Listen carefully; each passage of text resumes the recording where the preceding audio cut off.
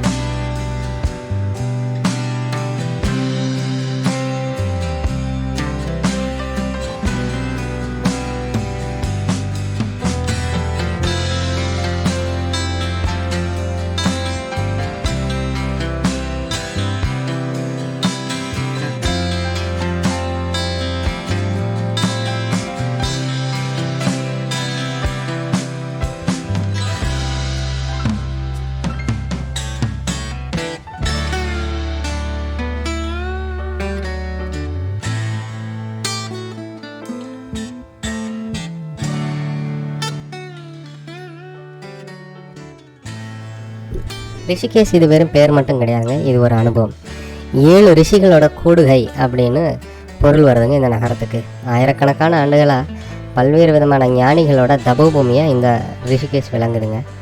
இங்கே 2 தொங்கு பாலங்கள் அப்படின்னு சொல்லக்கூடிய லக்ஷ்மண் ஜூலா, ராம் ஜூலா அப்படின்ற 2 தொங்கு பாலங்கள் இருக்குது. இது வெறும் கட்டுமானம் மட்டும் கிடையாதுங்க, ராமாயண காலத்தோட வரலாற்று சாட்சியங்கள். லக்ஷ்மணரால் வெறும் சணல் கயிறால் கட்டப்பட்ட பாலத்தோட நவீன ரூபந்தாங்க லக்ஷ்மண் ஜூலா.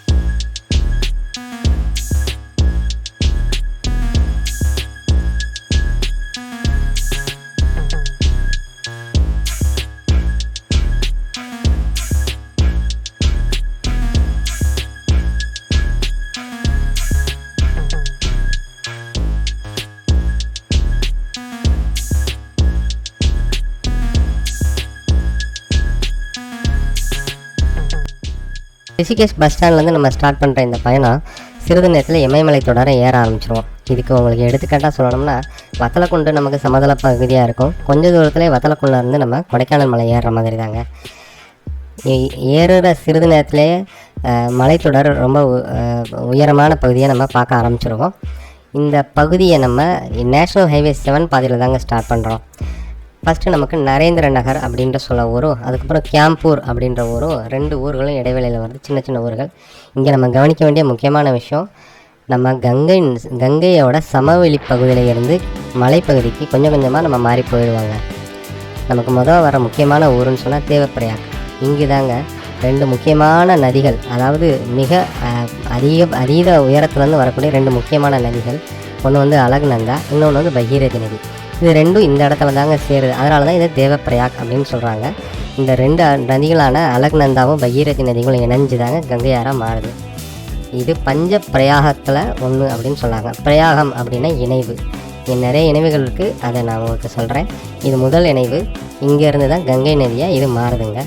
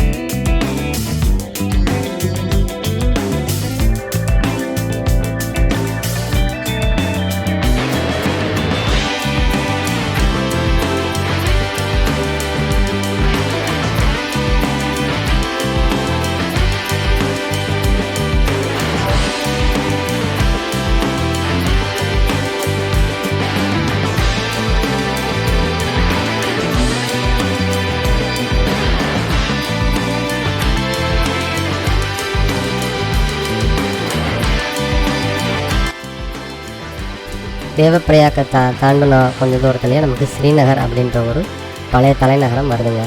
இந்த நகரம் என்னென்னா கர்வால் சமூகத்தோட முக்கியமான ஒரு நகரம். சரி, கர்வால்னால் என்ன அப்படின்ற டீட்டெயிலை சொல்கிறேன். கர்வாலி அப்படின்னா அந்த பழைய காலத்தில் இந்த நகரத்தில் வாழ்ந்த ஒரு சமூகம்ங்க. இவங்களுக்கு ஒரு நகரமும் இருந்தது. முகலாய சாம்ராஜ்யத்தால் வீழ்த்தப்படாத ஒரு நகரம்.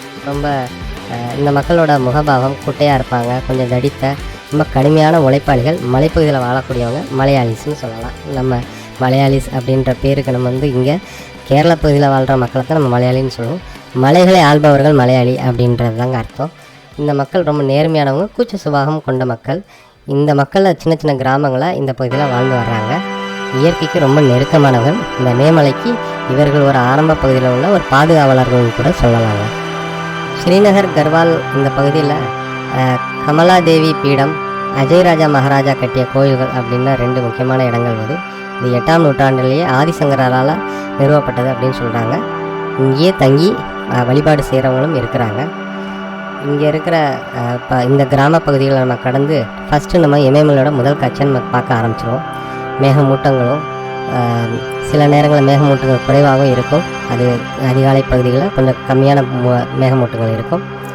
அதுக்கப்புறம் போக போக நிறையா மேகமூட்டங்களும் நதிக்கரை அந்த கங்கை நதின்னு சொல்லக்கூடிய அந்த பிரவாகங்கள் நம்ம அந்த மலை இடுக்குகளில் வரதை நம்ம பார்க்க முடியுதுங்க.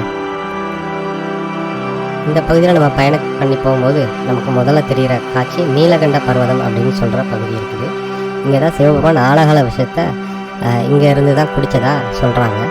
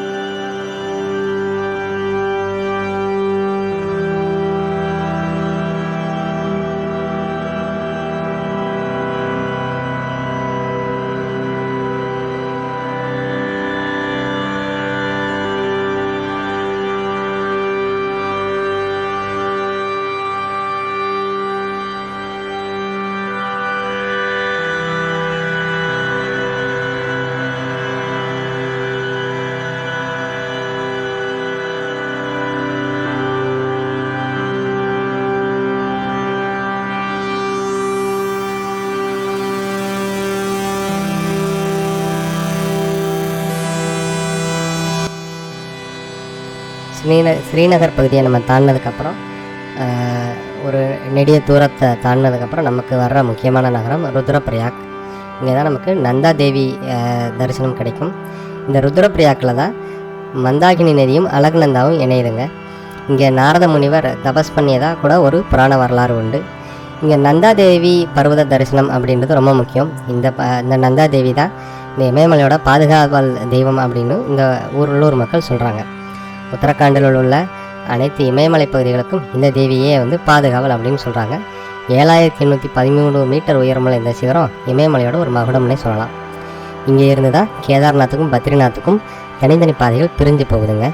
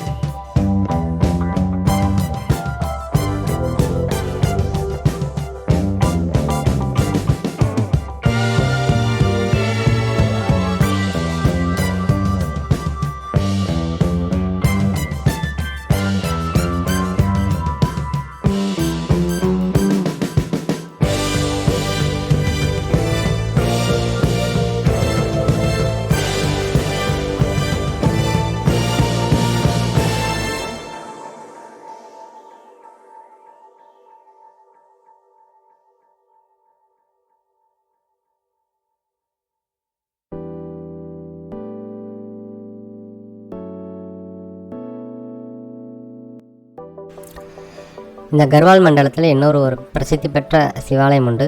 அகஸ்தாமேஸ்வரர் அப்படின்ற பழங்கால சிவாலயம் இருக்குதுங்க. இது கடல் மட்டத்தில் 1000 மீட்டர் உயரமானது. இந்த சிவாலயம் ரொம்ப பண்டைய கால பண்பு கொண்டது. ஒக்கிமட் அகஸ்தாமேஸ்வரர் வழியாக நம்ம போகும்போது காடுகளோட தன்மை கொஞ்சம் மாறுபடும். மர வகைகளும் கொஞ்சம் டிஃப்ரெண்ட்டாகவே நமக்கு பார்க்குறதுக்கு கிடைக்குதுங்க. உயரம் கூட கூட காற்றின் தன்மை கொஞ்சம் மாறுபடுது. ஆக்சிஜன் குறைவு இருக்கும். இங்கே சுவாச பயிற்சி ரொம்ப முக்கியங்க. உங்களுக்கு தலைவலியோ மற்ற சிறு உபாதைகளோ இருந்தால் மெதுவாக மூச்சு பயிற்சி செய்யுங்க. மிகவும் சுவாச கோளாறு உள்ள மக்கள் கிளம்பும் போதே உங்களுக்கு தேவையான மாத்திரைகளையும் மருந்துகளையும் கையில் வைத்துக்கொள்வது நல்லது. சரி, சோன்பிரயாக் நம்ம ஒருவேளை ரீச் ஆகிட்டோம். அங்கேயே நமக்கு சுவாச கோளாறு இருந்தது அப்படின்னா கண்டிப்பாக கவலைப்பட தேவையில்லை. அங்கேயே நிறைய உத்தரகாண்ட் மாநிலத்தோட மெடிக்கல் அட்வைசரிஸ் மெடிக்கல் கேம்ப்லாம் நிறையா இருக்குது. அங்கங்கே நீங்கள் ஏறும்போது அங்கே கிடைக்கக்கூடிய மருத்துவ உதவியை பெற்றுக்கொள்ளலாம். அது உங்களுக்கு மிக உதவிகரமாக இருக்கும். இங்கே வாழும் கிராம மக்களோட எளிமையான வாழ்க்கை நமக்கு கண்கொள்ளா காட்சியாக இருக்குது. இவங்க பண்ணுற மலை விவசாயமாகட்டும், மதில் வயல்களும் ஆகட்டும், பாரம்பரிய கட்டடக்கலை, இவை எல்லாமே இமயமலையோட தனித்துவமான பண்பாடு. இந்த ருத்ரப்பிரயாக்கில் இருந்து பிரியும் இடப்பக்கமாக போனால் பத்ரிநாத்துக்கு போகலாம். நம்மளோட டார்கெட் கேதார்நாத்னால நேர் வழியாக நம்ம போய்கிட்டே இருக்கோம். ருத்ரப்பிரயாக்லையும் தங்கி அதை எக்ஸ்ப்ளோர் பண்ணுறவங்க இங்கே எக்ஸ்ப்ளோர் பண்ணுறாங்க. ஜிஎம்விஎன் கெஸ்ட் ஹவுஸ் அப்படின்ற இடத்துல உங்களுக்கு டார்மெட்ரி மாதிரியோ ஒரு கெஸ்ட் ஹவுஸ் டைப்லேயும் உங்களுக்கு எல்லா வகையான ரூமும் நல்லா ரீசனபிள் ப்ரைஸ்லேயே கிடைக்குதுங்க. இந்த மலைப்பகுதியை நம்ம கிராஸ் பண்ணுறப்ப மந்தாகி நதியோட முதல் காட்சி நம்ம கண்களுக்கு தென்படுது. அதே அற்புதமான இமயமலை இடைப்பட்ட பகுதியில் அந்த நதி பாய்ந்து வரதை பார்க்கும்போது உண்மையிலேயே மனசுக்கு ரொம்ப குளிர்ச்சியாகவும் ரொம்ப அற்புதமாகவும் இருக்குது. இந்த மந்தாகினி நதி புராண கதைப்படி பார்வதி தேவியோட நூபுரத்தின் ஒளியே மந்தாகினி அப்படின்னு சொல்கிறாங்க. இந்த உயரத்தில் காலநிலை எப்போ வேணால் மாறலாங்க. கோடை காலத்திலும் குளிர் இருக்கும், மழை எப்போ வேணாலும் பெய்யலாம். இந்த பயணம் உடல் மட்டுமல்ல, மனதையும் தயார்படுத்தக்கூடிய ஒரு பயணம். கேதார்நாத் தரிசனத்துக்கான ஆன்மீக தயாரிப்புங்க இது. ஓம் நம சிவாய இந்த மந்திரத்தை மனதில் எப்பயும் ஓடிக்கொண்டே இருக்க வைங்க. ஒவ்வொரு மூஞ்சும் சிவா நம ஸ்மரண் பண்ணிக்கிட்டே இருங்க. மலையேறும்போது கொஞ்சம் உடல் சோர்வு வரும், ஆனால் இது ஒரு யோக சாதனை. உடலின் வரம்புகளை கடப்பது மனதின் வலிமையை காட்டுதுன்னு சொல்கிறாங்க. அதனால் உடல் சோர்வை மறந்து ஆன்மீக பயணத்தில் ஈடுபட்டு மனசையும் உடலையும் பலப்படுத்தும் ஒரு யோக சாதனையாக இதை நம்ம கருதலாம். சோன்பிரயாக் தான் நம்மளோட டார்கெட் பாயிண்ட்டு. சோன்பிரயாக்குக்கு தங்க கங்கை அப்படின்ற பேருங்க. இங்கே மந்தாகினி நதி மற்றும் வாசுகி கங்கை சங்கமமாகிற இடம். கடல் மட்டத்திலேருந்து 1829 மீட்டர் உயரம் கொண்டது தான் இந்த பகுதி. இங்கே தான் கேதார்நாத் யாத்திரையின் அடிப்படை முகாம் இருக்குதுங்க. நம்ம ரிஷிகேஷ்லேருந்து ஸ்டார்ட் பண்ணோம். ரிஷிகேஷ் இமயமலையின் அடிவாரம் அப்படின்னு சொல்கிறோம். ஆனால் கேதார்நாத்தின் அடிப்பகுதி அப்படின்றது சோன்பிரயாக் தாங்க. இங்கேருந்து கௌரி குண்ட் அப்படின்ற பகுதி 5 கிலோமீட்டர். அங்கே இருந்து தான் நம்ம பாத யாத்திரையை தொடங்கணும். பாத யாத்திரை பகுதி மொத்தம் 16 கிலோமீட்டர் கொண்ட நடைபாதைங்க. கரடுமுரடான நடைபாதை. நம்ம சோன்பிரயாக்கில் ஒரு நாள் ஸ்டே பண்ணிவிட்டு அதுக்கப்புறம் கௌரிகுண்டு போய் கௌரிகுண்டிலேருந்து தாங்க நம்மளோட ட்ரெக்கிங் ஸ்டார்ட் பண்ண போகிறோம். 16 கிலோமீட்டர். இது சில நேரங்களில் இந்த பாதைகளை அவங்க உத்தரகாண்ட் மாநிலத்துக்காரங்க மாற்றி அமைப்பாங்க. அதற்கு காரணம் மலைச்சரிவுகள் இங்கே அடிக்கடி நடக்குங்க. மலை பாறைகள் வந்து சரிஞ்சு அந்த பாதைகளை விடும். அதை அவர்கள் அப்புறப்படுத்தி சிறு பாதை மாற்றங்கள் செய்வாங்க. அதனால் கொஞ்சம் பாதைகள் கூடவும் குறையவும் செய்யலாம். நான் சொல்கிறது 16 கிலோமீட்டர், ஆனால் நான் இந்த முறை போன டிஸ்டன்ஸ் 21 கிலோமீட்டருங்க. நார்மலாக 16 கிலோமீட்டர் வரும். நடக்க முடியாது அப்படின்றவங்க போனி சர்வீஸை யூஸ் பண்ணிக்கலாம். பல்லாக்கு சர்வீஸ் இருக்குது. ஹெலிகாப்டர் கூட வரலாங்க. ஹெலிகாப்டருக்கு முன்பதிவு ரொம்ப முக்கியம். லக்கேஜ் பேக்கேஜ் நிறையா இருந்தால் போர்ட்டர் சர்வீஸ் கூட எடுத்துக்கலாம். ஆனால் கண்டிப்பாக ரேட்ஸை இவங்கள்ட்ட கண்டிப்பாக நெகோஷியேட் பண்ணியே ஆகணும். ஏன்னா இவங்க வந்து எமர்ஜென்சி சிச்சுவேஷனை யூஸ் பண்ணிவிட்டு நிறைய ப்ரைஸ் கோட் பண்ணுவாங்க. பெட்டராக வந்து கீழேயே அந்த சர்வீஸஸை நம்ம ஸ்டார்ட் பண்ணுற இடத்துல சோன்பிரயாக்கோ கௌரிகுண்ட்லேயே இந்த ப்ரைஸை நெகோஷியேட் பண்ணிட்டா நம்ம போகிற நடைபயணம் ரொம்ப சுமூகமாக இருக்கும். ஹெலிகாப்டர் வேணுன்றவங்க ஆன்லைனில் அதை புக்கிங் பண்ணிக்கலாம்.